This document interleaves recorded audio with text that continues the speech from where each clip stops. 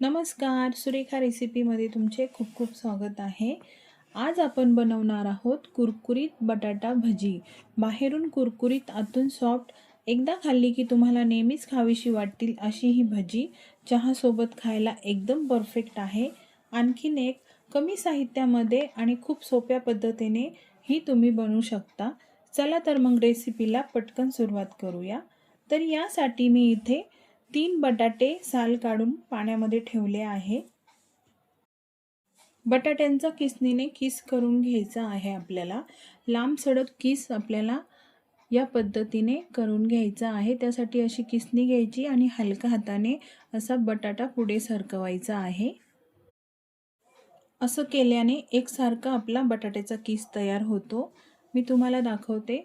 अशा पद्धतीचा आपल्याला किस बनवून घ्यायचा आहे. हे बघा, मी आधी थोडासा करून घेतलेला आहे. आता अशाच पद्धतीने सर्व किस मी बनवून घेते. इथे सर्व बटाटा किस माझा बनवून झालेला आहे. आता यामध्ये आपण लगेचच पाणी घालणार आहोत. बटाट्यामध्ये स्टार्च असल्यामुळे लगेचच तो लाल पडतो, त्यामुळे यामध्ये लगेच पाणी घालायचं आहे.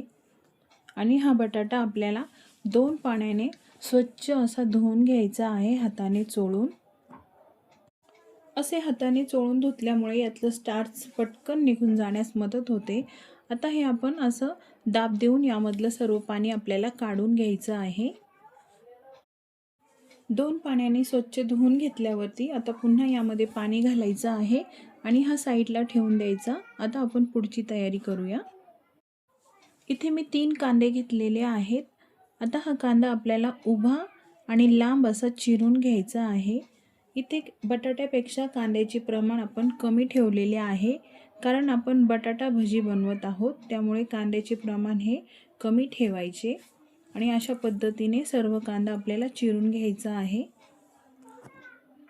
सर्व कांदा कट करून झाल्यावरती आपल्याला असा हाताने हा मोकळा करून घ्यायचा आहे, म्हणजे भजी छान कुरकुरीत तयार होतील. सर्व कांदा मी इथे सुटसुटीत करून घेतला आहे. आता हा एका प्लेटमध्ये आपण सर्व काढून घेऊया. आता आपल्याला यामध्ये मीठ घालायचे आहे आणि हे मीठ सर्व कांद्याला हाताने असे चोळून घ्यायचे आहे, म्हणजे मीठ लावल्यामुळे कांद्याला पाणी सुटेल आणि जे कांद्याला पाणी सुटतं त्यामुळेच भज्यांची जी चव आहे ती छान लागते. तर व्यवस्थित आपण हे मीठ यामध्ये चांगलं मिक्स करून घ्यायचं आहे. हे थोडा वेळ असंच ठेवून देऊया आणि एक वाटण आपल्याला तयार करून घ्यायचं आहे. त्यासाठी मी इथं 8 ते 9 मिरच्या, आलं आणि लसूण घेतलेला आहे. मिरच्या तुम्ही तुमच्या आवडीनुसार कमी जास्त घेऊ शकता. हे मिक्सरच्या भांड्यात टाकून पाणी न टाकता आपल्याला याचं जाडसर वाटण करून घ्यायचं आहे. यासाठी तुम्ही खलबत्त्याचा सुद्धा वापर करू शकता. तर हे बघा, असं वाटण केलेलं आहे. पुन्हा पाण्यात ठेवलेला बटाटा हाताने सर्व पाणी काढून घ्यायचं आहे, असा दाब देऊन. बटाटा असा पाण्यात ठेवल्यामुळे छान कडक होतो, नरम पडत नाही. आणि तुम्ही जर थोडंसं जास्त थंड पाण्यात ठेवला तरी चालेल, म्हणजे भजी आणखीनच कुरकुरीत होतात. तुम्ही बघू शकता, पाण्यात ठेवल्यामुळे बटाट्याचा रंग अजिबात चेंज झालेला नाही. आता यामध्ये आपण मीठ लावून ठेवलेला कांदा पण घालायचा आहे. तुम्ही बघू शकता मिठामुळे किती पाणी सुटलेलं आहे कांद्याला. आता हे सर्व कांदा यामध्ये घालूया.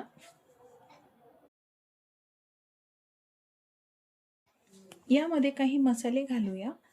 इथे मी थोडीशी हळद घातलेली आहे, पाव चमचा. त्याचबरोबर पाव चमचा मिरची पावडर घातलेली आहे. मिरची पावडरमुळे छान रंग येतो भज्यांना. आणि अर्धा चमचा धना पावडर पण यामध्ये घातलेली आहे. थोडासा हिंग पण आपण यामध्ये घालणार आहोत, कारण बेसन पीठ पचायला जड असते आणि वातड पण असते, त्यामुळे हिंग जरूर घाला. त्यासोबत अर्धा चमचा मी इथे ओवा घातलेला आहे. आणि आपल्याला यामध्ये आपण जे वाटण केलेलं आहे, आलं लसूण मिरची, ते वाटणसुद्धा यामध्ये घालून घ्यायचं आहे. आता आपण यामध्ये मीठ घातलेलं आहे.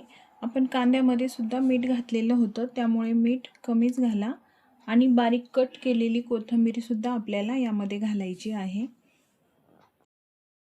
हे सर्व साहित्य हाताने चांगले मिक्स करून घ्यायचे आहे.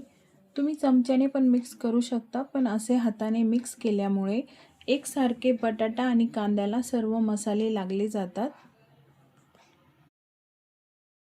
हे सर्व साहित्य एकजीव करून झालेलं आहे। आता यामध्ये 2 चमचे तांदळाचे पीठ घालायचे आहे। तांदळाचे पीठ घातल्यामुळे ही भजी कुरकुरीत होतात आणि त्याचबरोबर इथे 4 चमचे मी बेसन पीठ घातलेले आहे। यामुळे भज्यांना बाइंडिंग छान येते। हे सर्व हाताने मिक्स करून घ्यायचे आहे। गरज वाटली तर अजून बेसन पीठ आपण वापरणार आहोत, पण एकदम सर्व बेसन पीठ घालायचे नाही, थोडे थोडे बेसन पीठ घाला, कारण जास्त बेसन पीठ घातलं तर भजी कुरकुरीत होत नाहीत। हे मिश्रण मला अजून पातळ वाटत आहे, त्यामुळे मी आणखी 2 चमचे बेसन पीठ घालत आहे। आता तुम्ही मीठ लावून कांदा किती वेळ ठेवता यावर सुद्धा बेसनाचे प्रमाण ठरते। तुम्ही जर जास्त वेळ कांदा ठेवला तर जास्त बेसन पीठ घालावे लागते। आपले मिश्रण इथे तयार झालेले आहे। हे बघा, अशा पद्धतीचं आपल्याला मिश्रण हवं आहे। कढईत तेल गरम करायला ठेवले आहे। तेल छान कडकडीत गरम करून घ्यायचे। तेलात भजी सोडून घेऊया। हलक्या हाताने मिश्रण तेलात सोडायचे आहे, पण तेल कडकडीत गरम झाल्यावरच भजे तेलात सोडायचे, म्हणजे भजे कुरकुरीत होतात आणि भजे तेलकट पण होत नाही कडकडीत तेल गरम असलं तर। आता भाज्यांना छान सोनेरी रंग येईपर्यंत आपण तळून घेऊया। मस्त खमंग ही भजी तळून झालेली आहेत। पहिली बॅच आपली इथे तळून झालेली आहे। आता आपण अशी मोठ्या झाऱ्यामध्ये ही भजी काढून घ्यायची आहे, म्हणजे जर एक्स्ट्राचं थोडंफार तेल असेल ते निघून जाईल। नाहीतर तुम्ही चाळणीत पण काढू शकता आणि आपली भजी अजिबात तेलकट होत नाहीत। पहिली बॅच तळून झालेली आहे, आपण ही ताटात काढून घेऊया। दुसऱ्या बॅचसाठी पण असंच आपल्याला कडकडीत तेल गरम करून घ्यायचं आहे आणि तेलामध्ये भजी सोडून घ्यायची आहेत। इथे सर्व आपली भजी तळून झालेली आहेत। आता या भज्यांसोबत खाण्यासाठी आपण मिरची तळून घेणार आहोत। भजी आहेत आणि त्यासोबत मिरच्या नाही असं होऊ शकत नाही। आता या गरम तेलामध्ये आपण मिरच्या तळून घेऊया। तर फ्रेंड्स, तयार आहेत आपली इथे कुरकुरीत बटाटा भजी। पाण्याचा एक थेंबही न वापरता आपण ही भजी बनवलेली आहेत। ही भजी तुम्ही सकाळच्या नाश्त्यासाठी खाऊ शकता किंवा संध्याकाळच्या चहासोबत पण खाऊ शकता आणि यासोबत चहा असेल तर अप्रतिम लागतात आणि खूप छान आपली ही भजी झालेली आहे, अजिबात तेलकट झालेली नाहीत। तर कशी वाटली ही बटाटा कुरकुरीत भजी? तुम्ही सुद्धा एकदा नक्की बनवून पहा। आजची ही रेसिपी आवडली